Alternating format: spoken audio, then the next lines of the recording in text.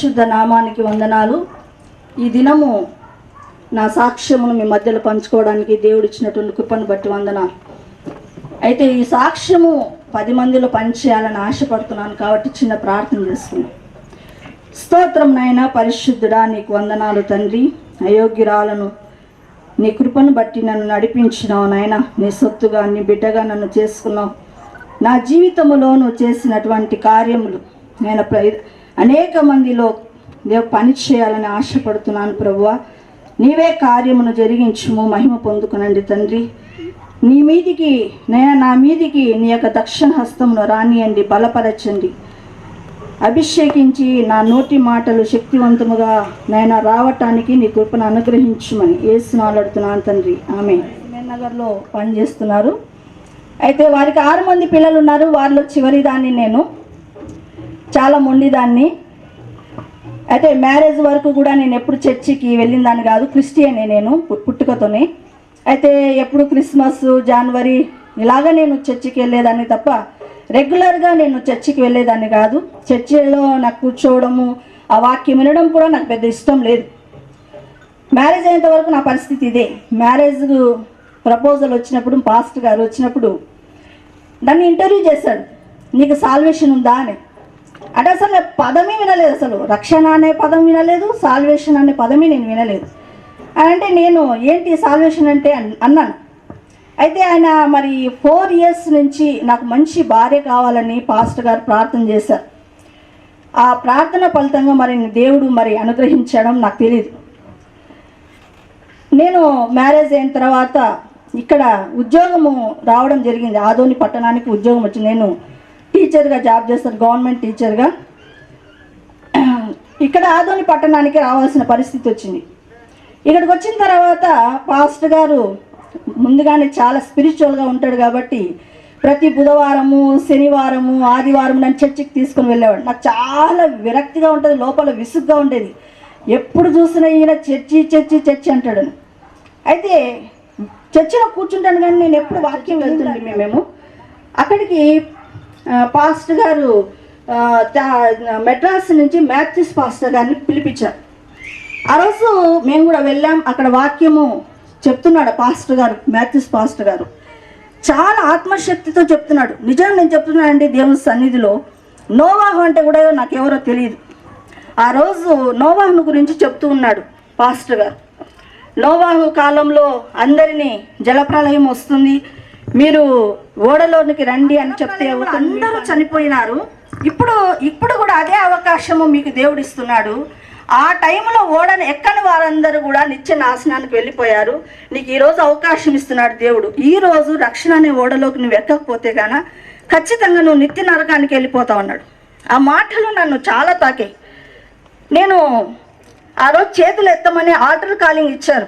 అయితే నేను అహంకారం ఎక్కువ ఉంది, నేను ఎత్తలేదు. కానీ నా హృదయంలో పొడవబడిన దాన్ని ఇంటికి వస్తున్నాం, బండిలో వస్తుంటే పాస్టర్ గారు నాతో మాట్లాడుతున్నాడు కానీ నాకు ఏమీ ఎక్కలేదు. ఆ వాక్యమే పనిచేస్తుంది, నాకు అవే పనిచేస్తూ ఉన్నాయి. ఆ తర్వాత నేను స్కూల్కి వెళ్ళేటప్పుడల్లా భయపడుతున్నాను, బస్సు ఎక్కాలంటే భయపడుతున్నాను. నేను ఈరోజు యాక్సిడెంట్ అయితే చనిపోతే నేను నిత్య నరకానికి వెళ్ళిపోతాను కదా అని బాధ, వేదన నన్ను వెంటాడుతూ వచ్చాయి. నేను తట్టుకోలేక నేను నా పాపాలు దేవుని సన్నిధిలో ఒప్పుకొని యేసయ్య బిడ్డగా కాగలడం జరిగింది. అయితే నాకు బాప్తీసం ఇచ్చిన వారు ఇక్కడే ఉన్నటువంటి చార్లెస్ అన్న గారు. చార్లెస్ అన్న, మరి సుబ్బరాయుడు అన్న, మరి నా భర్త, ముగ్గురు కలిసి నాకు బాప్తీసం ఇవ్వడం జరిగింది. బాప్తీసం ఇచ్చిన తర్వాత పాస్టర్ గారు తన జీవితంలో జరిగినటువంటి లోపాలు నా భార్య జీవితంలో జరగకూడదని ఆయన నన్ను ఎల్ఈఎఫ్కు నడిపించినాడు. ఎల్ఈఎఫ్లో ఏంటంటారంటే వాళ్ళు, నీవు యేసయ్యను ఎరిగి ఉన్నావు కదా, మరి యేసయ్య నిన్ను ఎరిగి ఉన్నాడా అనే మాట అడుగుతారు. అంటే దాన్ని ఏమంటారంటే రక్షణ నిశ్చయిత అంటారు. ఆ మాట నేను కూడా పొందుకోవాలని నేను ఆశపడ్డాను. అని దేవుని సన్నిధిలో 3 days ఫాస్టింగ్ ఉంది. ప్రభువా, మరి నేను నిన్ను ఎరిగి ఉన్నాను, అయితే నీవు నన్ను ఎరిగి ఉన్నావా, నేను నీ బిడ్డనేనా, నాకు తెలియచేయమని అడిగాను. అలా అడుగుతుంటే మిద్దె మీదకి వెళ్ళి నేను ప్రార్థన చేస్తుంటే గాలి వచ్చింది. ఇలా ఈ బైబిల్ గ్రంథం అంతా రెపరెపని ఇలా వెళ్ళిపోయి గలతీ 4:8 ఆగిపోయింది. అది చూశాను. ఆడ ఉంటే లైన్ అండర్లైన్ చేసింది, నా దృష్టి దాని మీద పడింది. ఆడ ఒక మాట రాయబడింది, ఆ కాలం మందైతే మీరు దేవుని ఎరగని వారును నిజముగా కాని దేవులకు దాసులై ఉంటుంది, కానీ ఇప్పుడైతే దేవుని ఎరిగిన వారును మరి విశేషముగా దేవుని చేత ఎరగబడిన వారై ఉన్నారని మాట ఉంది. ఆ మాట నేను పాస్టమ్మతో ఉన్నా, నేను ఇలా 3 days ఫాస్టింగ్ ప్రేయర్ చేసుకుంటుంటే దేవుడు నాతో ఈ మాట మాట్లాడారు. అంటే రెపరెపలు ఇబ్బలిపోయి ఇలాంటివి ఏమి ఉండవు, నువ్వు ఖచ్చితంగా నువ్వు వాక్యమును సంపాదించుకో అన్నారు. సరే, నేను దాన్ని వదిలేసి నేను ఇంకా ప్రార్థన చేయడం ఇంకా మొదలెట్టి ఇది ఇలా అయితే కాదు, నాకు కలలోనే దేవా నీవు నా బిడ్డవు అని చెప్పాలి. ఇలాగా నేను ప్రార్థన చేస్తున్నా. December 31 వస్తుంది. దాస్ సార్ గారు ఖచ్చితంగా సాక్ష్యాలను అడుగుతాడు. నాకు లోపల టెన్షన్ అయిపోయింది, నాకు ఏ విధమైన వాక్యం రాలేదు కదా. నేను డైలీ ప్రార్థన చేస్తాను, స్కూల్కి వెళ్ళేటప్పుడు ప్రార్థన చేస్తున్నా, ప్రభువా December 31 వస్తుంది, నేను సాక్ష్యం చెప్పే లోపల నా సాక్ష్యము పక్కాగా ఉండాలని నేను ఆశపడ్డాను అని. ఓ రోజు December 2007 దాస్ సార్ ఉన్నారు, మరి 3 హెప్సిబాలు అక్కడ ఉన్నారు. నేను ఒక హెప్సిబా, దాస్ సార్ భార్య కూడా హెప్సిబా, ఇంకొక హెప్సిబా హరిప్రసాద్ సార్ భార్య కూడా హెప్సిబా, 3 హెప్సిబాలు ఉన్నారు. దాస్ సార్ ఏమంటున్నాడంటే, నేను ఒక పాట పాడండి అన్నాడు. వాళ్ళు ఒక పాట ఎత్తారు, సార్కి నచ్చలేదు. 31st నైట్ నేను ఆ సాక్ష్యాన్ని నేను చెప్పినప్పుడు దాస్ సార్ అన్నాడు, ఆ రోజు 6-7 మంది సాక్ష్యాలు చెప్పారు, హెప్సిబా సాక్ష్యం కరెక్ట్ అయిందని చెప్పాడు. ఒక దైవజనుడి సాక్ష్యం కూడా మనకు కావాల్సి ఉంది. అయితే తర్వాత నేను బెవింగ్టన్ పుస్తకాన్ని చదివాను. నేను దేవుని సన్నిధిలో ప్రతిష్ఠించుకొని ప్రార్థన చేస్తున్నాను. ఫస్ట్ టైం అండి నేను ఫాస్టింగ్ ప్రేయర్ చేస్తున్నా, గట్టిగా చేస్తున్నా. నాకు ఏమీ తెలియదు కాబట్టి గట్టిగా చేసి డొక్కలన్నీ నొప్పి తీసినాయి. 3 days అయిపోయింది, నాకు ఇంకా అసలు కూర్చోలేకపోతున్నా, లేయలేకపోతున్నా, చాలా కష్టంగా ఉంది పరిస్థితి అని. నేను అది బైబుల్ స్టడీ ఉంటే బైబుల్ స్టడీకి వెళ్తే నేను సార్ గారితో చెప్పా, సార్ నేను ఇట్లా 5 days ఫాస్టింగ్ ప్రేయర్ ఉంటున్నాను, ఆ 5 days ఎందుకున్నావమ్మా అని. పరిశుద్ధపరచబడ్డానికి ఉంటున్నాను సార్ అంటే, ఎవరు చెప్పారు నీకు, ఎవరు చెప్పారు ఇలాంటివన్నీ తిక్క ప్రార్థనలు ఎవరు చేయమన్నా తిట్టేశారు సార్ నన్ను. ఆయన దైవజనుడు ఏదైనా మన మంచి కోసం కోరేటటువంటి. సరే, నాకు హృదయంలో చాలా గాయమైంది. అయినా నేను రిటర్న్ అవుతూ మా సార్ చెప్పారు, పాస్టర్ గారు ఏదైనా కానీ ఇప్పుడు 3 days అయిపోయింది, ఇంకా 2 days ఉంది, నీకు లాభమో నష్టమో ఏదైనా కానీ కంప్లీట్ చేయన్నాడు. నేను అడుగుతున్నా, నాకు అసలు బైబుల్ గురించి ఏం అవగాహన లేదు, నేను క్రైస్తవురాలని. నేను ఎప్పుడైనా ప్రార్థన చేసేటప్పుడు నేను అర్థం, ప్రభా నేను ఇప్పుడు ఈ 5 days నేను ఏం చదవాలని నేను దేవుని సన్నిధిలో అడిగాను, నువ్వు చెప్పేంత వరకు నేను చదవాను. అప్పుడు నాకు బలమైన ప్రేరేపణ దానియేలు గ్రంథం చదవమని వచ్చింది. అలా దానియేలు గ్రంథము చదువుతున్నప్పుడు ఆ 3 days 5 days అయిపోతున్నప్పుడు దగ్గరికి నేను ఎండింగ్కి వచ్చినప్పుడు అక్కడ ఒక మాట రాయబడింది, భయపడకము, నీవు ఆ మొదటి దినము నుండి నాతో మాట్లాడుతూ వచ్చిన ప్రతి మాట నేను విని ఉన్నాను, నీకు శుభమగును గాక, ధైర్యంగా ఉండమని చెప్పాడు. ఆ మాట చెప్పిన తర్వాత నేను సంతోషించాను. ఆ తర్వాత ఏమైందంటే, ఎల్లియాప్లో మే రిట్రీట్ జరుగుతుంది. ఆ రిట్రీట్కి దాస్ సార్ గారు నన్ను రమ్మన్నారు, హెప్సిబాన్ తీసుకొని రా. 3 days కూడా పరిశుద్ధపరచబడటం గురించి చెప్పారు. ఎలా అడుగుతావు నువ్వు, పరిశుద్ధపరచబడాలి, లేవా నన్ను పరిశుద్ధపరచు, అడుగు, నువ్వు వచ్చేంత వరకు అడగమన్నారు. ఆ మాటలు నిజముగా అక్కడ నాకు చాలా కఠినరాన్ని, కన్నీరు అనేది నా కళ్ళలో కనబడదు. అలాంటి నేను ఆ యొక్క కూడికలో 3/4 గంట ఏడ్చాను. నాకు తెలియదు నేను ఎందుకు ఏడుస్తున్నానో నాకు అర్థం కాలేదు. నేను ప్రేయర్ మీటింగ్స్ అయిపోయినాయి, నేను రిటర్న్ జర్నీలో బస్సులో పడుకున్నా. ఫస్ట్ టైం స్వరం వినపడుతుంది, రిమెంబర్ ఎవ్రీథింగ్ అనే మాట వినపడింది. అక్కడి నుంచి నన్ను ఎప్పుడు కూడా దేవుడు నన్ను ఇంట్లో చిన్ని అని పిలుస్తారు.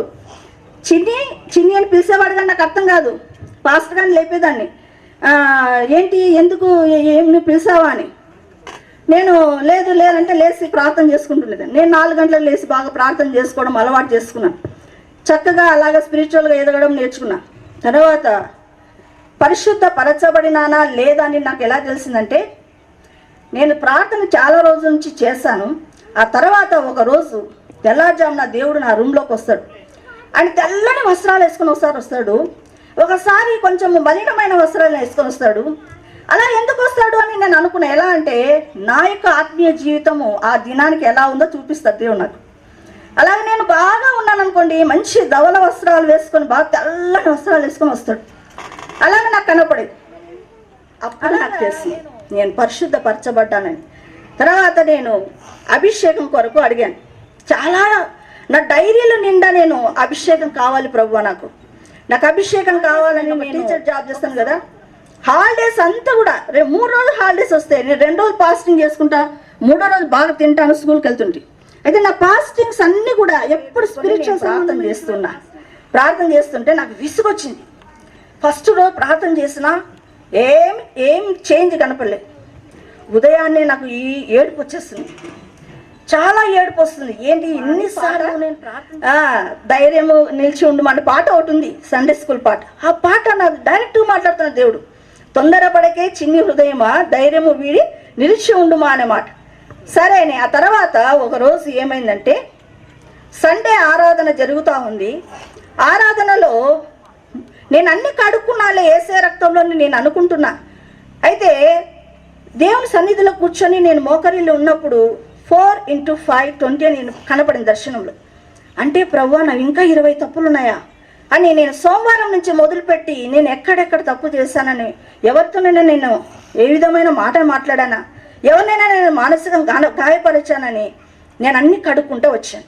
తర్వాత లేచి ఆరాధనకు నిలబడినప్పుడు ఆరాధన చేస్తున్నప్పుడు ఒక వెలుగు ముద్ద, ఇంత వెలుగు ముద్ద నా హృదయంలోకి చొప్పించబడి చాలా అప్పుడు నుంచి నా హృదయంలో మీరు దేవసన్నిధిలో చెప్తున్నా, తండ్రి అయిన దేవుడు, కుమారుడు యేసుక్రీస్తు, పరిశుద్ధ ఆత్మ దేవుల సంభాషణ నా హృదయంలో జరిగింది.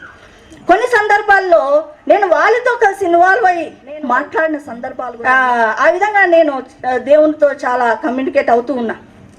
అయితే రంగరాజుల పాస్టర్ గారని ఒక ఆయన ఇక్కడే ఉన్నారు, హిందూపూర్ అనుకుంటా. ఆయనకి వాళ్ళ దేవదూత పేరు తెలుసంట, అన్నకు దేవదూత పేరు తెలుసంట. నేను కూడా పట్టేశా, నాకు నా దేవదూత పేరు తెలియాలి అని నేను రోజు ప్రార్థన చేస్తున్నా. ఓ రోజు దేవుడు నాతో అన్నాడు, దేవదూతను చూపించాడు. ఏం అర్థం కాలే, స్టీవెన్ నీ దేవదూత పేరు అని. అవును ప్రభువా, రంగరాజుల పాస్టర్ గారికి 2 ఉన్నారన్నావు, మరి నాకు ఒకటే చెప్పావేంటి అనంటే నీకు అనేక మంది ఉన్నారు అని చెప్పాడు దేవుడు. అలాగా నా దేవదూత పేరు స్టీవెన్ అని దేవుడు చెప్పడం జరిగింది. నేను అన్నా, ప్రభువా నేను రేపొద్దున పరలోకానికి వెళ్ళిన తర్వాత ఒక 10 రోజులు ప్రతిష్ఠించుకున్నాను. నేను ప్రతిష్ఠించుకొని నేను పరలోకానికి వెళ్ళిన తర్వాత నా పని ఏంటి నాకు తెలియాలి ప్రభు అని నేను అడిగాను. అప్పుడు అన్నాడు దేవుడు, పరలోకంలో నీవు దేవదూతలకు న్యాయాధిపతిగా ఉంటావు అన్నాడు. ఆ మాట దేవుడు నాతో చెప్పడం జరిగింది. నాకు న్యాయాధిపతి కాదు, నాకు సింహాసనం ఏదో ఎట్లా ఎక్కాలో చెప్పు, అది నేను చేస్తాను. నాకు దానికోసము నాకు ఇవ్వాలని నేను గోజండ అన్నట్టే అన్నాడు దేవుడు. ఇలాగా ఆదోని పట్టణం కోసము ప్రార్థన చేయడానికి దేవుడు నన్ను ఓ రోజు రాత్రి ప్రేయర్ చేస్తుంటే ఆదోని కోట గోడలు పడగొట్టన్నాడు. అంటే నాకు అర్థం కాలే. ఓసారి చెప్పింటే నేను పట్టించుకోలేదు. మళ్ళీ మరుసటి రోజు కూడా ఆదోని కోట గోడలు పడగొట్టన్నాడు. ఏందో దేవుడు అంటున్నాడని చెప్పి యేసు నామములో నేను ఆదోని కోట గోడలు పడగొడుతున్నాను అనగానే ఆ గంట గట్టిగా కొడితే ఎలా శబ్దం వస్తుందో అలా శబ్దం వచ్చింది. నేను భయపడిపోయి ఇది ఏదో నిజంగానే జరిగేది. నేను ఎప్పుడు చేయాలంటే కంప్లీట్ ఒక ఏదో 3 గంటలకి తిని మళ్ళా అది 3 గంటల వరకు ఫాస్టింగ్ ఉండి తర్వాత తినేది కాదు, కంప్లీట్ చేయాలి. నేను 10 రోజుల వరకు చేయగలిగినాను, కానీ 31 డేస్ నేను ఎప్పుడు చేయలేదని భయపడ్డా. అయితే దేవుడు నా హాలిడేస్ కోసం ఎదురు చూస్తాడని నిజం చెప్తున్నాను. 31 డేస్ నా సమ్మర్ హాలిడేస్ వస్తుంటే దేవుడు 10 రోజుల ముందే నాతో మాట్లాడుతున్నాడు, హాలిడేస్ వస్తున్నాయి వ్యర్థపరచుకోతున్నాడు. సరే ప్రభువా అన్న. 10 రోజులు ఎక్కడెక్కడ తిరిగాను. ఒక 50 రోజులు టీచర్స్కి హాలిడేస్ వస్తాయి. ఇక కూర్చున్నా, మంచం పక్కన కూర్చుని అలాగే కూర్చొని దేవుడు ఎలాగో చెబుతున్నాడో ఆ విధంగా నేను ప్రార్థన చేస్తూ పోయాను. అలా ఏమన్నాడు, కోట గోడలు పడగొట్టమన్నాడు, తర్వాత కోట కింది భాగాలను పడగొట్ట ఇలాగ చెప్తున్నాడు. ఆయన చెప్తున్నట్టుగా చేస్తున్నప్పుడు కొన్ని రోజులైన తర్వాత నాకు వ్యతిరేక్తంగా కూడా ఉపవాసాలు చేయడం ప్రారంభించారట ఈ ఆదోని పట్టణంలో. అసలు నన్ను వెతుకుంటూ వచ్చారండి దురాత్మ శక్తులు. ఎక్కడ ఉంది ఈమె ప్రార్థన చేస్తుందని వెతికినాయి, ఇలా వచ్చేసి. అయితే దేవుడు నాకు ఒక్కొక్క దురాత్మ పేరు చెప్పి వాటిని బంధించి వాటి శక్తిని అంతా కూడా పట్టుకునేటట్టుగా దేవుడు సహాయం చేశాడు. నేను 27వ తారీఖు దేవుడు మాట్లాడిన మాట ఏంటంటే, ఆదోని తలుపులు తెరవబడ్డాయి, I am proud of you అన్నాడు. అలాగా 31 days కంప్లీట్ ప్రేయర్, కంప్లీట్గా ఫాస్టింగ్ నేను ఉండి చేయడం జరిగింది. ఆ 31 daysలో అప్పుడు దేవుడు నాతో మాట్లాడిన మాట ఏంటంటే, నువ్వు స్త్రీల కూడిక పెట్టమన్నాడు. నాకు రాదు ప్రభు వాక్యం చెప్పడం అన్నా. 2 years దేవుడు నన్ను వెంట అన్నాడు, నువ్వు చెప్పాలా చిన్ని, అనేక మంది స్త్రీలను లేవనెత్తాలా అన్నాడు. నాకు రాదన్నా అని అంటే కూడా నువ్వు పరిశుద్ధ పరచబడి వేస్ట్ అన్నాడు. ఇక తట్టుకోలేక 2018లో స్త్రీల కూడికను నేను పెట్టడం జరిగింది. సండే స్కూల్ పరిచర్య పెట్టమన్నా. చాలామంది సేవకుడు అనగానే పక్కల సేవకురాలని నేను అనుకుంటున్నావు కనుక పరిచర్య అది. అలాగా తర్వాత దేవుడు ఓ రోజు నాతో ఏం మాట్లాడంటే, నీవు నా ఎదుట నిందారహితుడవు అన్నాడు. తర్వాత తల్లి గర్భములో నుండి నేను నీ కోసం ఎదురు చూస్తున్నాను అన్నాడు. తర్వాత ఆయన ఓ రోజు నేను చాలామందికి ఉదయకాలం వేళ వచ్చి మిత్రమా అని పిలిచాడు. నిజంగా ఇది దేవుని సన్నిధిలో నేను చెప్తున్నాను, మిత్రమా నన్ను పిలవడం ఏంటి ప్రభా అని. అది నేను అంతగా కన్సిడర్ చేయలే నేను, ఎందుకంటే నేను ఏ స్థాయి ఆయన ఏ స్థాయి అని. ఆ దేవుడు ఆయన నా దగ్గరకు వచ్చి మిత్రం అనడం ఏంటని. అయితే ఓ రోజు ఏమైందంటే, నేను అందరికీ ప్రార్థన చేస్తున్నా, యేసు నామంలో అగ్ని కంచె వేస్తున్నా అని నేనే చేస్తున్నా. అలా చేసి నేను అందరికీ ఎవరెవరు అందరూ ప్రార్థన చేసి నేను ఇంట్లోకి వెళ్ళి సాయంత్రం పూట ఎమ్గనూరు చర్చికి వెళ్తుంటాను. ఎమ్గనూరు చర్చికి వెళ్తుంటే ఆడ కూర్చొని ప్రార్థన చేస్తున్నప్పుడు యేసునామంలో అగ్ని కంచె వేస్తున్నా అని చెప్పకూడదు మిత్రమా అన్నాడు. అంటే ఆ విధంగా దేవుడు స్వయాన తన నోటితో నన్ను మిత్రమా అని పిలిచడం జరిగింది. చూడండి, నేను ఓ రోజు ప్రార్థన చేస్తుంటే నేను కళ్ళు మూసుకొని ఉన్నాను, నా లోపల ఉన్నటువంటి కళ్ళు ఇలాగ తెరుచుకోవడం నేను చూశాను. చాలా విపరీతంగా తెరుచుకున్న తర్వాత ఇలా చూడడం జరుగుతూ ఉంది. నేను ఆశ్చర్యపోయినా, ఏంటి నా కళ్ళు మూసుకొని ఉన్నాయి, లోపల కళ్ళు ఏంటి తెరవబడ్డాయి. మనోనేత్రాలు వెలిగించబడ్డం అంటే అది. ఆ దినం నుంచి నాకు ఏమైనా కానీ సరే, మన ఇంటి ఛాయల్లో కానీ ఏవి కూడా వచ్చినాయంటే నాకు కనపడిపోతాయి. అయితే దేవుని స్వరాన్ని నా చెవులు తెరవబడ్డాయి, దేవుని స్వరాన్ని నేను వింటాను. నా నాలుక మీద దేవుడు ఏమన్నాడంటే, నీ నోట నా మాటను ఉంచుతున్నాను అన్నాడు. ఈ చేతులు ఏమన్నాడు తెలుసు, చేతులు కూడా తెరవబడ్డాయి. ఏమన్నాడంటే, నీ చేతులే నా చేతులు అన్నాడు.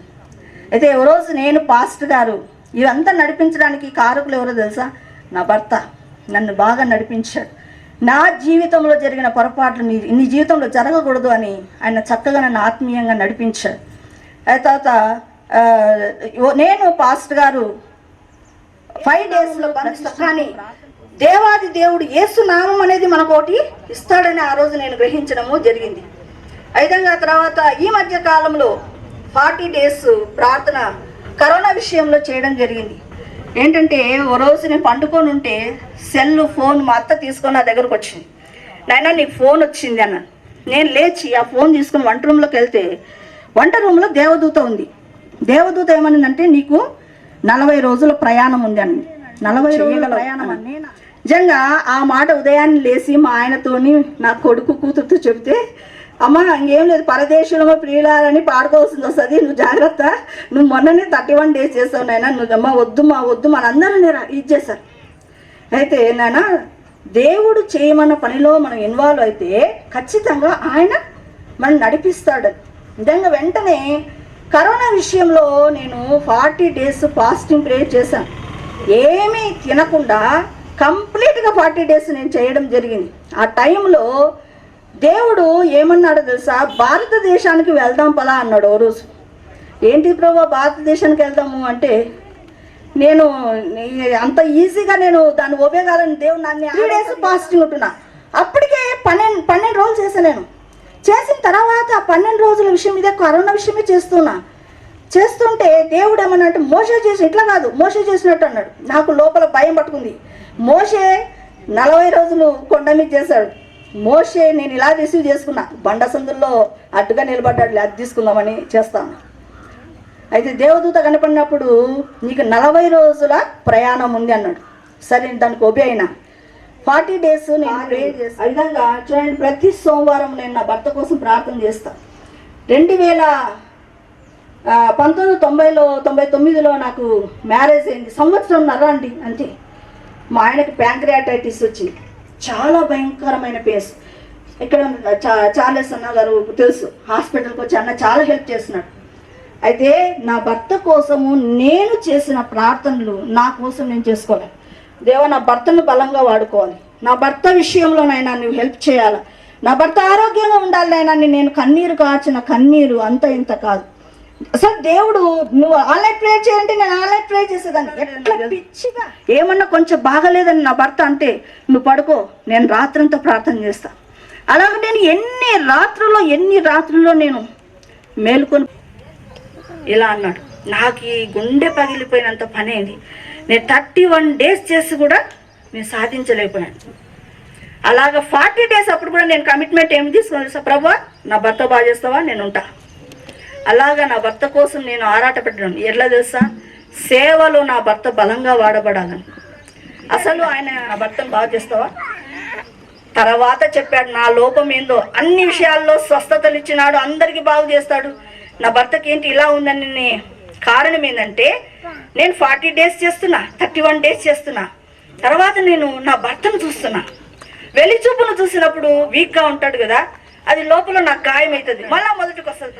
నీవు ఇన్ని రోజులు పొందుకోకపోవడానికి కారణం ఏందో తెలుసా అంటే ఏమన్నాడు తెలుసా, యేసును నమ్మకపోవడం వల్ల అన్నాడు. అంటే నేను నా భర్తను చూసినప్పుడు వీక్గా కనపడినప్పుడు నేను చాలా బాధపడతాను. నా భర్తను చాలామంది ఎన్నో రకాలుగా అవమానకరంగా మాట్లాడు, సన్నగా ఉన్నాడని. కానీ నా భర్తకి ఏమి కాదు. ఎందుకు తెలుసా, దేవుడు ఏమన్నాడు తెలుసా, నీ చేతిలో నేను ఓడిపోయినాను అని అన్నాడు.